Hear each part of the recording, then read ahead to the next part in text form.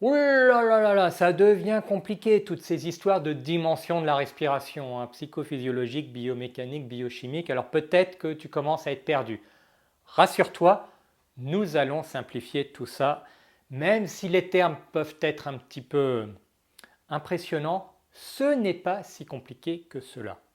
Psychophysiologique, c'est simplement une manière savante de dire que nous sommes capables de contrôler consciemment la respiration et donc d'influencer des aspects que normalement nous ne pouvons pas contrôler consciemment avec le corps. C'est comme ça que grâce à cette dimension psychophysiologique, nous sommes capables de contrôler par exemple le rythme cardiaque consciemment. Ce qui se passe, c'est qu'on ne contrôle pas directement le rythme cardiaque en se disant je veux baisser le rythme cardiaque, mais en travaillant sur la respiration, en contrôlant notre respiration, nous sommes capables de contrôler quelque chose qui est normalement contrôlé de manière autonome par notre système nerveux sans notre impact, sans notre apport conscient. La partie biomécanique, c'est pas si compliqué que ça, c'est simplement de voir comment nous respirons d'un point de vue mécanique, quels sont les muscles que nous utilisons et comment nous les utilisons, et quelle est la fonction de ces muscles de la respiration au-delà de simplement activer la pompe et de faire transformer la taille des poumons. Il y a tout un tas de fonctions de ces muscles de la respiration, et c'est cela qu'on voit dans la dimension biomécanique de la respiration.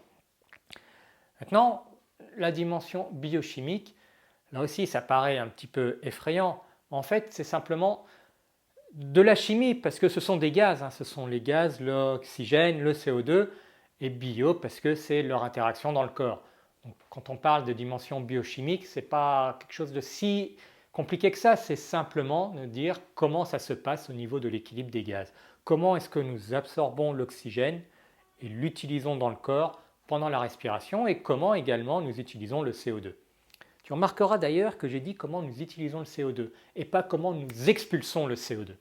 Parce que c'est un des problèmes qui se passe souvent, c'est qu'on a quelques mauvaises idées au niveau de la respiration. On a tendance à penser que la respiration, c'est je prends de l'oxygène, j'expulse du CO2. Alors ce n'est pas si simple que ça, parce qu'en fait, en temps normal, on a déjà beaucoup d'oxygène dans le sang, donc on n'a pas vraiment besoin d'en amener tout le temps beaucoup, beaucoup moins que ce qu'on pourrait penser. Le sang est naturellement saturé en oxygène. En fait, on pourrait arrêter de respirer et avant qu'on perde l'oxygène dans le sang, ça va durer un petit moment. D'ailleurs, dans la formation à la respiration cadencée, j'en parle beaucoup. Comment pouvons-nous faire pour baisser cette saturation en oxygène dans certaines conditions bien particulières pour obtenir un effet particulier. Et nous le voyons, ce n'est pas quelque chose qui arrive comme ça avec un claquement de doigts. Par contre, ce qui se passe quand on arrête de respirer, c'est qu'on augmente le niveau de CO2. Et en fait, ce qui fait que nous voulons respirer, ce n'est pas parce que nous manquons d'oxygène, c'est parce que le CO2 a atteint un certain niveau dans le sang et nos récepteurs nous disent il est temps d'expulser le CO2. Et nous prenons une inspiration et nous expirons. Ce cycle respiratoire permet de ramener le CO2 dans le sang à un certain niveau. Et c'est ça, la respiration, une grande partie de la respiration. Ce n'est pas juste amener de l'oxygène, c'est aussi faire en sorte que le CO2, le dioxyde de carbone, soit au bon niveau dans le sang. Alors je ne dis pas l'expulser, parce qu'en fait, il y a un bon niveau de CO2, ce n'est pas un déchet. Si on en a trop, ce n'est pas bon. Quand on est à des très hauts niveaux de CO2 dans le sang, ça rend un sang qui va être très acide et puis ça va avoir des effets après, biologiques dans lesquels je ne vais pas entrer dans les détails. Si on atteint un niveau très haut, le problème c'est que si on a un niveau trop bas, ça a aussi des effets. Et un effet en particulier, c'est l'effet Bohr, il va être influencé par la présence de CO2. Alors qu'est-ce que c'est que l'effet Bohr? En fait, c'est parce que l'oxygène, il est transporté dans le sang principalement avec l'hémoglobine. Donc c'est une molécule qui est incluse dans les globules rouges qui va agripper des molécules de dioxygène, qui les agrippe, qui les transporte dans le sang et qui les relâche au niveau des cellules pour que les cellules puissent l'utiliser. Mais évidemment, il est important que cette hémoglobine, elle attire l'oxygène. Et du coup, comme elle l'attire, elle le garde. C'est ce qui se passe au niveau des poumons. Heureusement, parce que c'est le but, c'est qu'elle ait cet oxygène. Mais une fois qu'elle arrive aux cellules, il faut qu'elle le relâche cet oxygène. Si elle reste accrochée à cet oxygène, on arrive au paradoxe qu'on a de l'oxygène dans le sang, mais on ne l'utilise pas dans les cellules. Et c'est là qu'intervient notamment le CO2. Parce que quand la concentration de CO2 augmente, l'hémoglobine, elle est moins accrochée à l'oxygène. Donc du coup, quand on a un certain niveau de CO2, l'hémoglobine relâche l'oxygène, qui peut alors être utilisé par la cellule.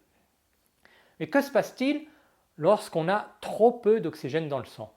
L'hémoglobine, elle s'accroche un peu plus à l'oxygène. Il est moins bien relâché et donc on a moins d'oxygène utilisable par les cellules.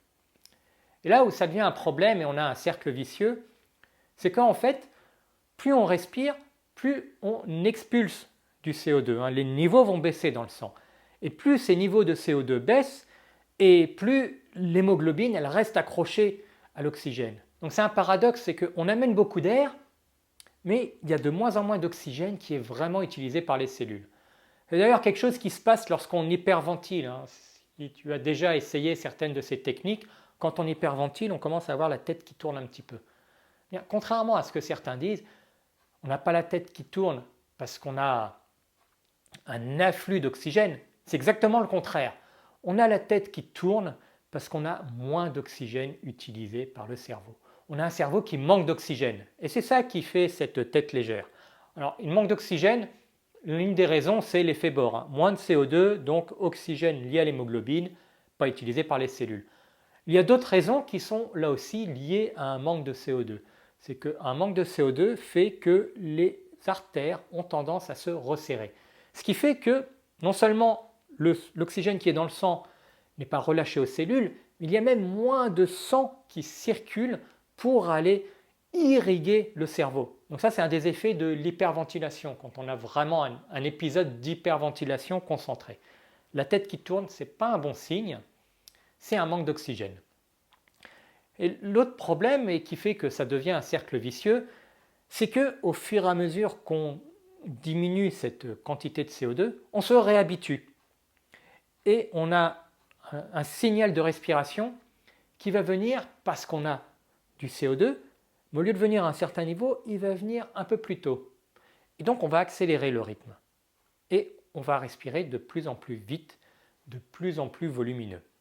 D'ailleurs, tu peux l'observer, en général, quand on observe les gens autour de nous, ceux qui ont des difficultés à respirer et qui sont fatigués et qui ont des problèmes d'essoufflement rapide, comment est-ce qu'ils respirent? Est-ce qu'ils respirent calmement? Ou alors est-ce qu'ils respirent